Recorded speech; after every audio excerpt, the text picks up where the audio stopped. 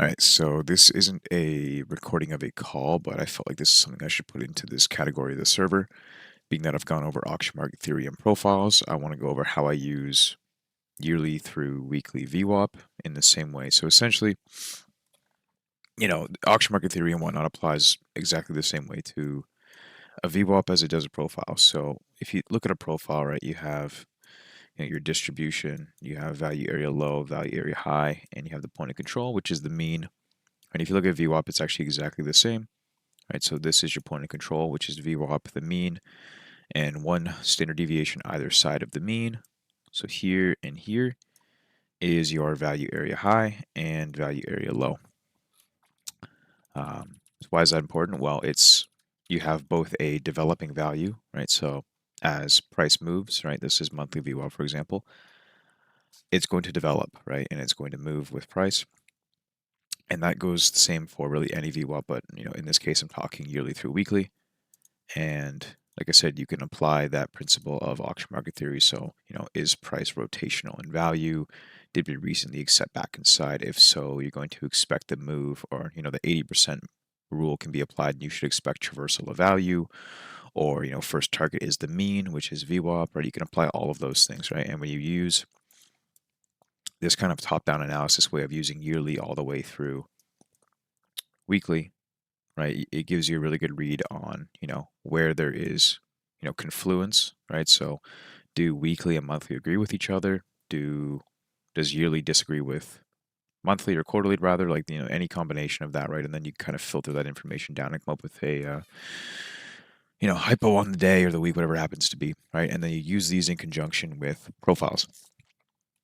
And, very simply, right, when the periodicity ends, so for example, this is the week, right? When you have the prior week ending, I have on my indicator, it plots a box for me. So not only do you have the developing week, which is here's developing VWAP, developing week value area high, developing week value area low, you have previous week value area high, previous week VWAP, and previous week val, right? So between developing and previous value from yearly through weekly, I believe you have 24 levels to use, right? So it gives you a really good both dynamic, right, or developing, and static value area to work with, right? So if we just look at Bitcoin here, you can get a really good idea of how price is interacting. So if I break down this range, right, and this really becomes useful when you use it with profiles, right?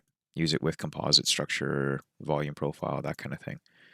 So for example here, right, let's zoom back and I'll just go over some interactions here. So generally speaking, yearly through quarterly is going to be harder to use, right? It's going to be less accurate. It's not going to give as good interactions as weekly and monthly. Well, weekly and monthly are generally very accurate, and you can trade off of them much easier. When you're using yearly or quarterly, they can be very important, but they're a lot harder to base a trade off of if you want to look at it that way. So yearly right now isn't important, although I could go over and show you, price relative to yearly, right? So this is prior year now, but this was 2025 value, right? We know we're imbalanced down, we're rejecting value, we set back into value, right? So you'd apply the 80% rule expecting traversal.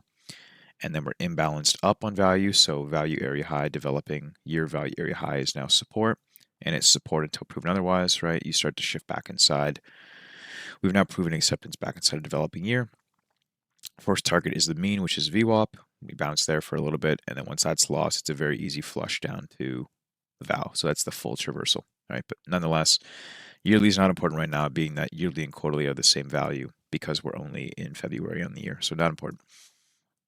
But I'll just go over a couple scenarios where you could have used these together, right? So, here, for example, let's talk about this wick. This was last week's high, I believe.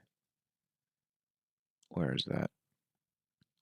Oh, that is right here. Okay, so again, there's a few different values you can use here. So it's not the idea that you're only using developing value, only using prior value, whatever it happens to be. You use all of them together and just see where things agree with each other, essentially, at the end of the day.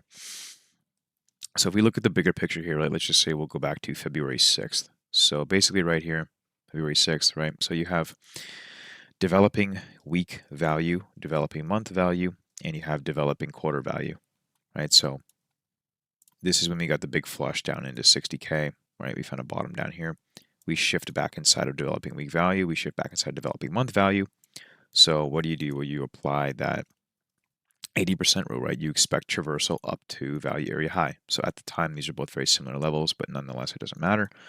The kind of one exception to that rule is, you can tag the mean, which is the VWAP in this instance, and that can interrupt the move, and it can come down and retest the level and then move. It can come down and break the level, right? There's no right or wrong, but nonetheless, the mean, so the POC or the VWAP here, can stop that move.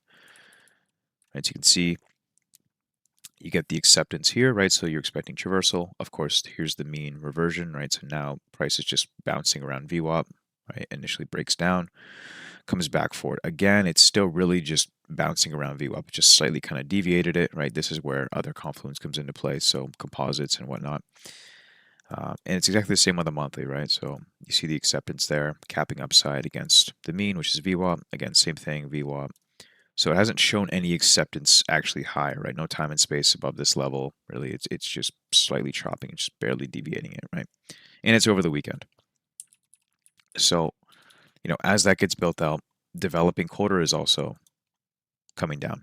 But that being said, right, the same rules apply, right? So, when you are, we're imbalanced up, right? So now developing quarter value area high is going to be support until you see acceptance, right? So there's your acceptance. There's your traversal, and then that is now support, right? So same thing, imbalanced up, acceptance back inside, traversal, and then now that you're outside of value, developing quarter value area low is going to be resistance. Unless it gets back inside, right? And then you get the move, then it's going to be support until proven otherwise. So really, this entire flush down, right? Price is rejecting val, right? Rejecting it here, can't shift back inside, can't shift back inside, massive flush, right? So now it's imbalanced down on quarterly value is what I refer to that as. So upon this sweep, right, like I said, now that it's imbalanced down, it's bearish against quarterly value, right? You anticipate this to be resistance, unless you get time and space above the level, right, and maybe approve acceptance, right? But again, context matters. It doesn't make sense that it would happen here. But nonetheless, right, if you look at structure here, right, you have 1, 2, 3, 4. You have 5 sets of highs. So you have 4 highs here, intra-range, right? Price is just rotational at this point. Again, I'm not even going to look at composite structure here. So you get a sweep of the highs here, right? Big XX on this wick. So you take out all of these highs and it trades right back into the range. And at the time that it did that, it also tested quarterly value area low, I should say, as resistance and rejected it, right? And then you get the breakdown from there. And then, from there, right, that's just more confluence that this is going to be resistance and it's going to be a level it's going to have trouble breaking, being that we're bearish against quarterly value. And then from there, right, you can probably infer now that, okay, if we do start to break down from weekly VWAP and monthly VWAP, the next logical target is going to be weekly val and monthly val. So at that point, it's now previous week val, right? Because now we have a developing week. And then from there, right, it starts to develop rotational acceptance, mean reversion, then it starts to break down here. Even retests it before coming back down to previous week val. And again, that would be the same kind of imbalance pullback or rejection as this move here, right? Being that price is away from val. So you're expecting that to be resistance unless it accepts in, of course. Again, context matters. So again, rejecting developing val, rejecting developing val. And then at that point, like I said, there is your reversion back down to value area low, right? There's there, and then we got a sweep lower, so swept that low, and then we get the move back up. So very similarly, you can see how those interactions are working together.